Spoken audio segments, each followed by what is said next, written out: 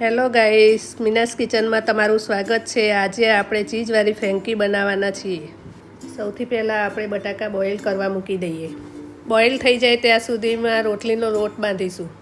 2 વાટકી ઘઉંનો લોટ, 1 વાટકી મેદાનો લોટ લઈ એમાં સ્વાદ અનુસાર મીઠું ઉમેરી તેલ નાખી અને લોટ બાંધી લઈએ અને પછી લોટ બંધાઈ જાય એટલે 10 મિનિટ માટે એને ઢાંકીને મૂકી દઈએ। ફ્રેન્કીના ટોપિંગ માટે મેં વેજીટેબલ લઈ લીધા અને પછી આ રીતે કટ કરી લીધા। વેજીટેબલ કટ કર્યા પછી એક બાઉલમાં લઈ એમાં ફ્રેન્કીનો મસાલો ઉમેરી ઉપર ધાણા નાખીને આ રીતના મિક્સ કરી લઈએ। ફ્રેન્કીનો મસાલો ઘરે જ બનાવેલો છે, એની રેસીપી બીજા વિડીયોમાં આપીશ। બોઇલ કરેલા બટાકાને છોલીને આ રીતના મેશ કરી લઈશું।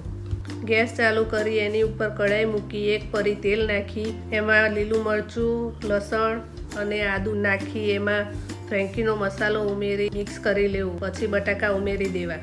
આ બધી વસ્તુને તમે ધીમા ગેસ પર મિક્સ કરો જ્યાં સુધી યલો કલર ના આવે ત્યાં સુધી મિક્સ કરતા રહો। પછી એની ઉપર 1 ચમચી સોસ નાખી ધાણા ઉમેરી અને પછી મિક્સ કરી એને ઠંડુ પડવા મૂકી દો। સ્ટફિંગ ઠંડુ થાય ત્યાં સુધીમાં રોટલી બનાવી લઈએ। રોટલીને કાચી પાકી શેકી લઈએ। રોટલી બનાવ્યા પછી ઠંડા થયેલા સ્ટફિંગમાંથી આ રીતના ટિક્કી બનાવી લઈએ। તવા પર બટર લગાવી ટિક્કીને બટરમાં શેકી લો। ટિક્કી ગોલ્ડન બ્રાઉન કલરની થાય ત્યાં સુધી શેકતા રહો। હવે રોટલીને બટરમાં શેકી એની ઉપર કેચઅપ નાખી એની ઉપર ફ્રેન્કીનો મસાલો નાખી ટિક્કી મૂકી દઈશું। પછી ટિક્કી ઉપર વેજીટેબલનું ટોપિંગ કરી ચીઝ સીણી લેવું। રોટલીને ફોલ્ડ કરી તેને તવા પર શેકી લેવી। આપણી ફ્રેન્કી તૈયાર છે। તમે કોઈ પણ ચટણી કે સોસ સાથે ફ્રેન્કીની મજા માણી શકો છો। વિડીયો ગમ્યો હોય તો લાઈક કરો, શેર કરો, સબસ્ક્રાઈબ કરો। Thank you.